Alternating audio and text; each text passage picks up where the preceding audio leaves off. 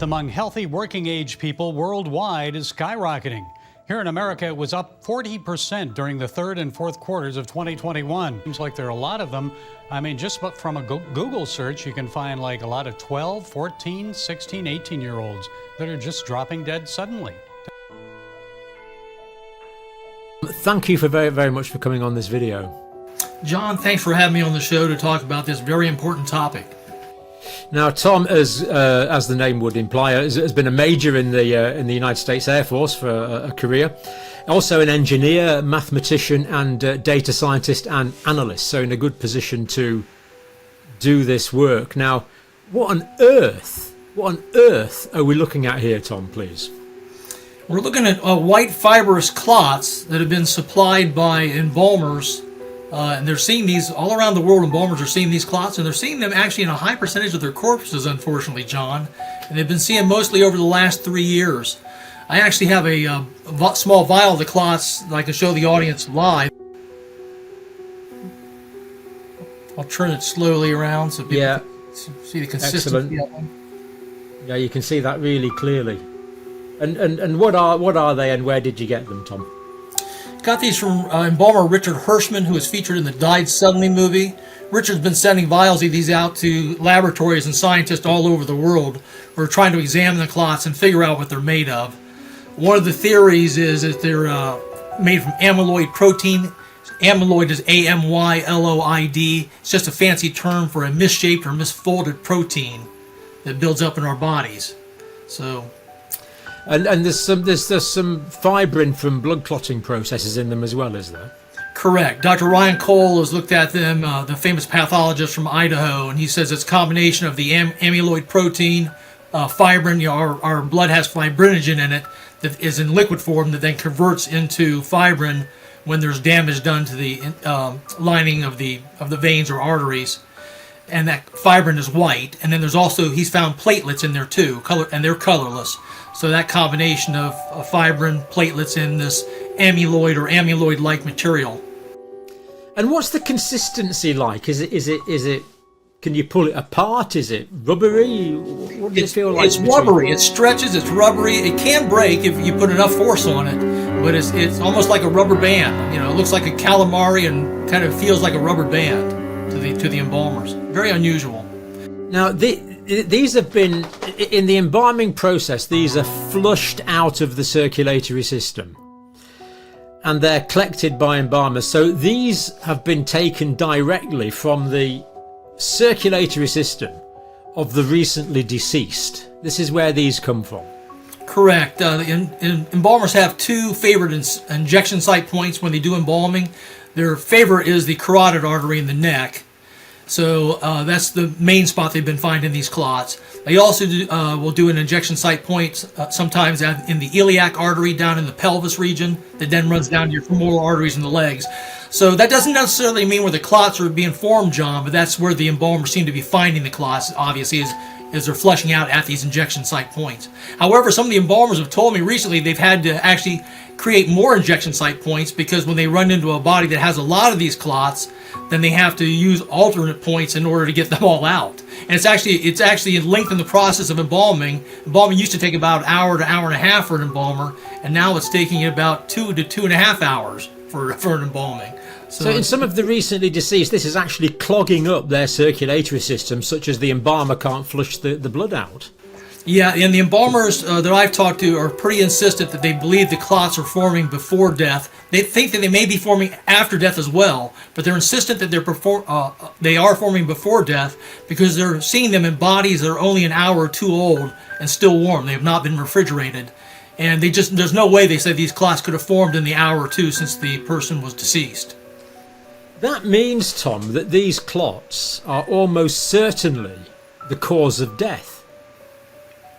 Yes, I think it's you get this in your system, it's quite obvious it can cause strokes and heart attacks, right? A piece, breaks off and forms an embolism, for example, you can get a stroke. And one of the interesting things, John, is the traditional clots, like the grape jelly clots and the chicken fat clots that embalmers have been seeing forever. Yeah. They almost exclusively appear on the venous side of the body, but these white fibrous clots are appearing as well on the arterial side, on both the venous and the arterial side, which is very uncommon for embalmers to see clots on the arterial side. I mean, there's no question that if these things in arteries would just occlude the arteries, and of course you'd have a heart attack, of course you'd have a stroke. And the other thing I'm noticing, Tom, is if we look here, this has kind of got a branching structure. I think this is what you call a cast. Yes. It is essentially a mold from the inside of a piece of the vascular system. That's what the embalmers believe as well, John, that it's actually taking on, like you say, the shape of the main canal and then all the tributaries running off of it. Correct. Mm-hmm. That's exactly what this is like. I mean, I can't really see anything else that will cause that. And we've got some more examples to look at, Tom, I think. So here's another example here, 6 inches long. Yeah, and that's not uncommon, John. Many of the embalmers are finding these clots in the 6 to 10 inch range, and there's actually been some cases where they pulled clots that are 2 feet long out of people's legs. So it's an amazing, serious thing that's going on. So it's 6 inches, 16 centimeters.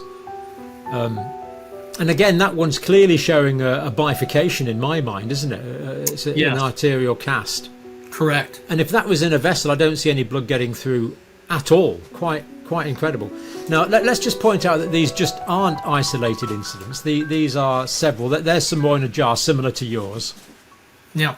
And I spoke with embalmer Richard Hirschman recently, and Richard says that he has over 250 photos on his phone, Dr. Campbell, of clots coming out of over 250 different people.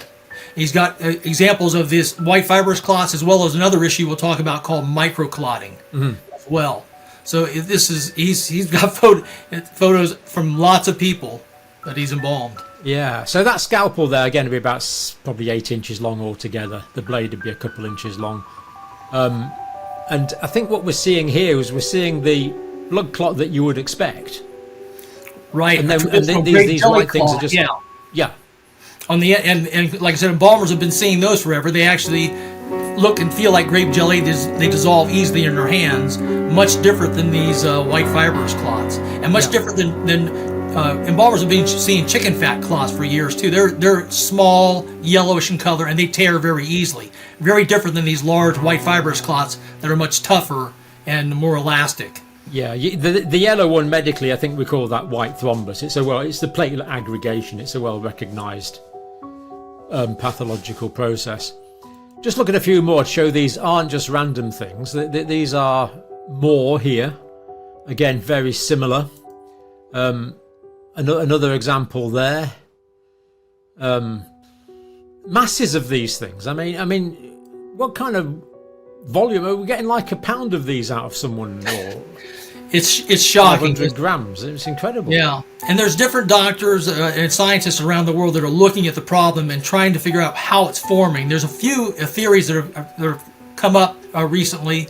There was a paper out of Cambridge, right in your neck of the woods, Dr. Campbell, a few months ago, that talked about a process called frame shifting, where the our ribosomes might be misreading the modified RNA that they're receiving and producing about 10% of the time what's called an aberrant or nonsense protein. 90% of the time it's producing the correct spike protein that it's supposed to, but about 10% of the time it's producing a nonsense protein that then could be the formation of these white fibrous clots. So that's and of course, amyloid is a well-known pathological protein. For example, it accumulates in the brain, doesn't it, in Alzheimer's disease, for example? Yes, sir. Yes, sir. Another theory that's out there is that the spike protein may be damaging or irritating the endothelial lining of the inside walls of the blood vessels. And if it actually causes the endothelial lining to rupture, because it's a thin single layer of cells, that tissue factor from the interior of the walls of the blood vessels could be spilling into the bloodstream and forming these clots as well. So there are scientists around the world that are looking at the problem of what exactly is forming, or how this amyloid material is building up in the bloodstream. Mm-hmm.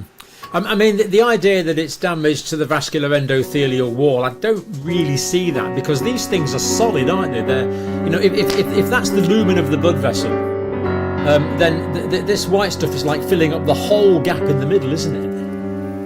Yeah, well, we think it's growing, right? So it's at some point it's smaller, right, and blood's still able to flow around.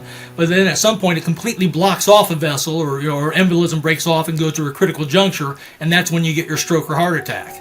So it may be a process where it takes maybe 6 months, maybe 12 or 18 months for these to grow to the size that they become dangerous to a living person. Really? So they could be they could be growing for some months. Could be. We're not sure, but that the data that I've collected seems to indicate that's a possibility. Because some of the embalmers didn't start seeing the white fibrous clots until the middle of 2021, after a certain event happened earlier that year. Well, welcome to this talk, and it's really quite an important one, and I'm delighted to welcome Mr. John O'Looney the funeral director from Milton Keynes Family Funeral Services Limited, real place, real time. John, thanks so much for coming on. You're more than welcome. Thanks for having me on, John. Now, we started talking because we've got a mutual concern about these white fibrous clots that are coming out of the circulatory system of many deceased individuals. Yes. And you're involved in this embalming process, John. The blood is taken out and replaced with embalming fluid. When did you first notice something? So really in 2021, about halfway through, we started seeing lots and lots of people who were passing away suddenly, who were a lot younger than those that we were used to. As a funeral director, I've been a funeral director for 18 years. 10 years I spent working for one of the big main funeral providers. The last 8 years I've worked for myself, running my own funeral home. And you kind of get to know, in very much the same way as doctors in general practice, know who should present when at what time of the year and what numbers. And the numbers were very off, and we were seeing, and we continue to see, lots and lots of young sudden deaths, which correlate perfectly, of course, with the humongous amount of excess deaths that we're seeing that nobody seems to want to address. So these white clots, just to be clear, the first time you can remember seeing them was 2021, not 2020, and never before that. No, and I've got so in the 18 years that I've been a funeral director, 7 of those years were spent working for the coroner. So my job was body recovery, and I would recover people in all different various states. And whilst I wouldn't know the Latin term for every ligament and nerve, I could tell you what's normal and what isn't normal. And I've got a BIE registered embalmer who works for me full time, who's done 22 years, and he's never seen them before 2021. No. Mm-hmm. So some people think they've seen some small ones in 2020, but that's not your experience. It's 2021 they started, midway through 2021. Yes, 100%. Yeah, and that just happens to correlate with being 6 months after the onset of the some therapeutic intervention or other. 100%. Yeah, that I can tell you. I definitely believe that's what's causing this. And what's most upsetting is not the fact that we're seeing it, because it's become normalised now, but it's the reaction of the people when you raise the alarm and try to raise concerns about it. Nobody's interested. We're getting pretty much the same reaction that Andrew Bridgen, for example, is getting in Westminster. Right, so you made 2 really good points there, John. First of all, this is something you're still seeing frequently. What kind of the bodies that you are embalming, what sort of frequency are we talking about? I would say around a quarter of the bodies. 25%? Yeah, around 25% overall. It's very interesting because as a funeral director there are 2 types of death. We've got sudden deaths and we've got expected deaths. Where there's a sudden death, quite often those people are given a post-mortem. And during the post-mortem process, obviously the organs are removed. They take blocks and slides, and then they place the organs in a bag, and the bag goes back in the cavity, and it's sewn up. So clearly the embalming process is very different for someone who's been chopped about, for want of a better word. And we have to literally open them up, take those organs out, and manually target the arteries and inside the body cavity of that deceased. And that is where you see them then, because you're at the very core of that person's body. And you can see I mean, I've got an example here. Thank you. Yeah. This is a particular sample we took recently from a deceased, and it was taken from the arteries purely because it was an obstruction. We couldn't get the embalming pump in the arteries to put the fluid around their body, and this is why. And it was interesting because I watched what you said a couple of nights ago, or the other night, about them being a cast, and they are exactly that. They grow inside the arteries and veins, and they take the exact shape of those arteries and veins. And what I suspect happening is some people, for whatever reason, be that their blood type or what they've been given, perhaps they're reacting in this way where they're growing this stuff inside them, and it's growing inside their arteries to the point where they're not getting adequate circulation, and they're falling over and they're dying. That's my theory based on what I'm seeing. And to be clear, you're getting this from the venous circulation and the arterial circulation? Yes, predominantly actually the arterial. As a funeral director, when we embalm, we go in to the arteries and we feed the fluid round the arteries, and then it vacates the body via the venous.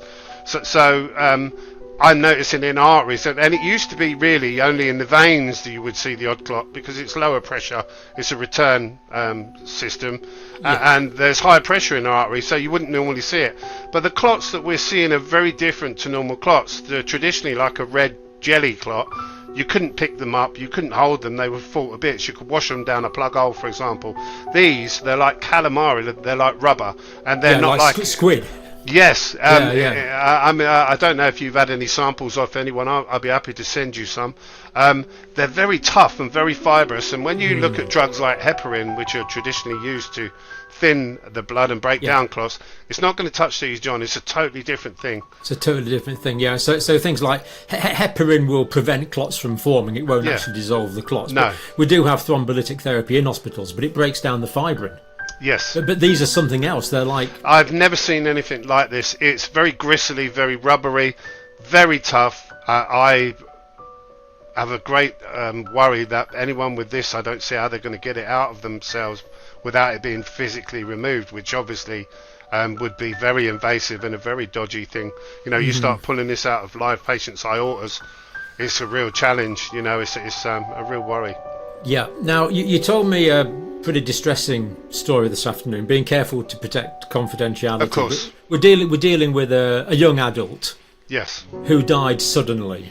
Yeah, so this gentleman died suddenly. He was given a post-mortem as a direct result. During the post-mortem process, they open the body cavity, they take the organs out, and inevitably they're cut out.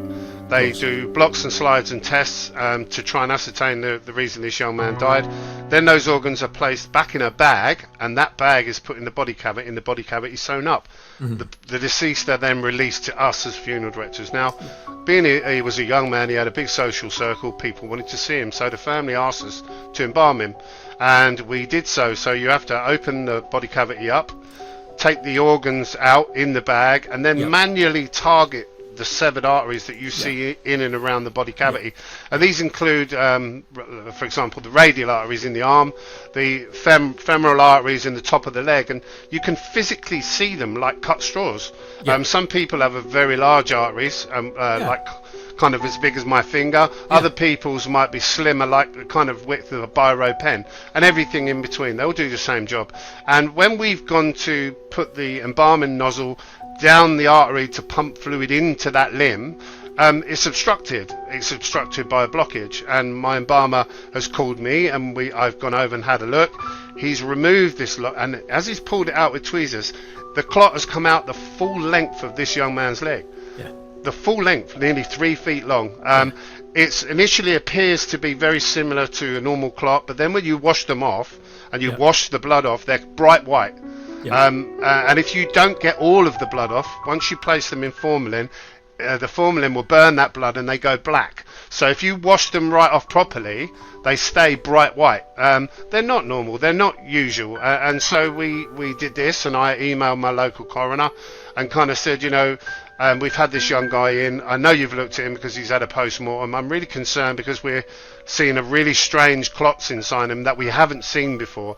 And I sent an email because I wanted a paper trail, John. And usually with my coroner, they're very good. They'll get back to me within the hour. I send an email, sometimes less.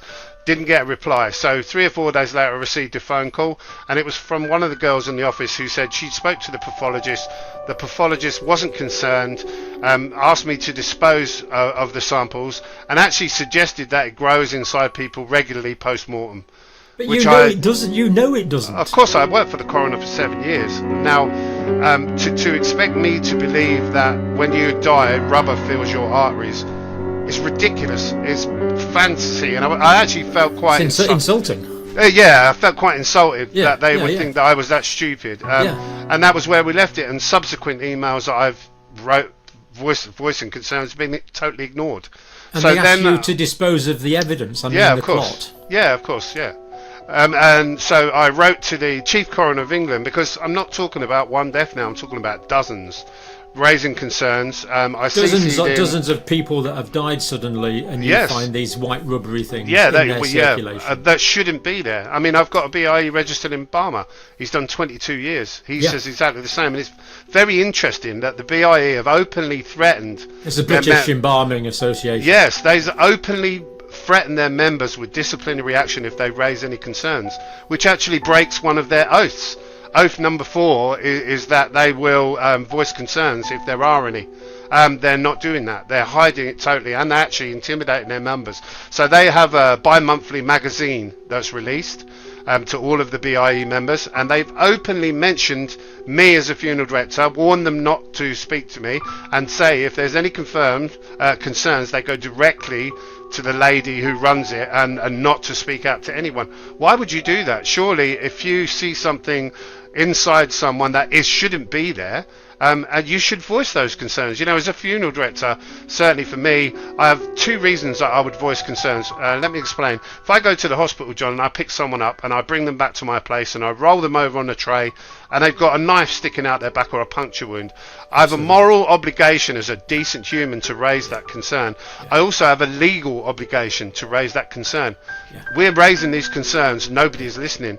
And when I emailed the Chief Coroner of England, I CC'd in around 15 or 20 very eminent people that included Professor Dolores Cale, Dr. Tess Laurie, Dr. Stephen Frost, and others, and I didn't get a reply. So I emailed again and said, look, what are you doing about all of these deaths that we're seeing? This isn't right.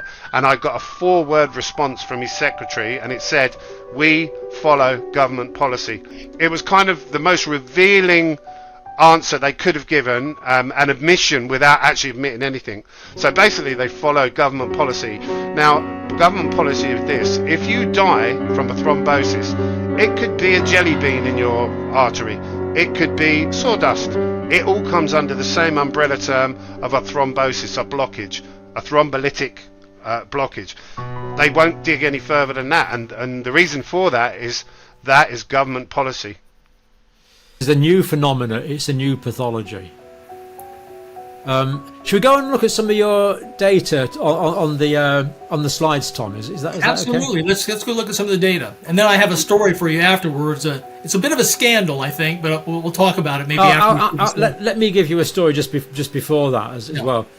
I've just been talking to a senior undertaker in England, and he wasn't aware of this, but he's actually been talking to his embalmer just today.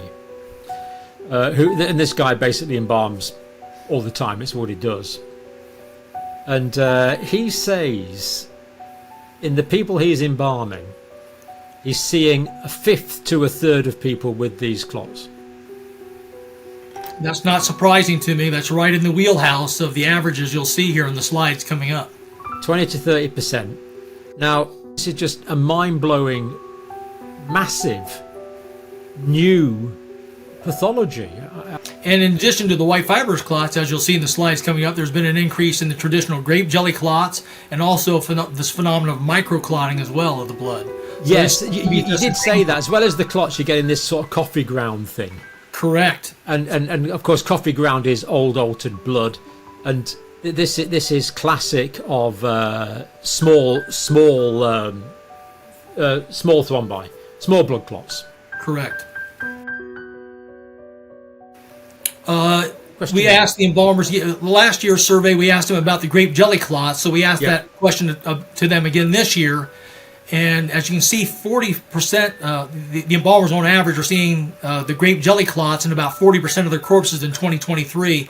And they've not only seen more, they've increased in viscosity. They're more like grape jam now than grape jelly.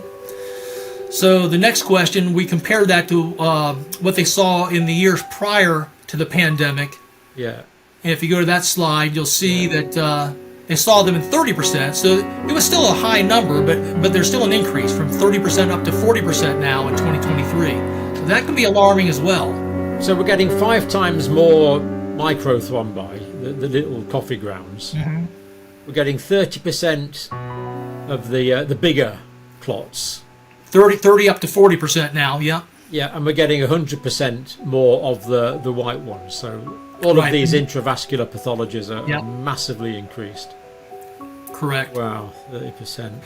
The next slide tells you of the 20% who did see an increase in infant deaths in 2023 compared to the pre-COVID years. They saw an increase of about 25%. So excluding that blue bar, if you don't average that one in, if you start with just the yellow bar down and average those together, you get a 25% increase in infant deaths for just those that saw the increase. So not a good thing. Not good at all. Yeah. Our last question on this year's survey, John, dealt with age stratification. We did not get a chance to ask the embalmers last year about that.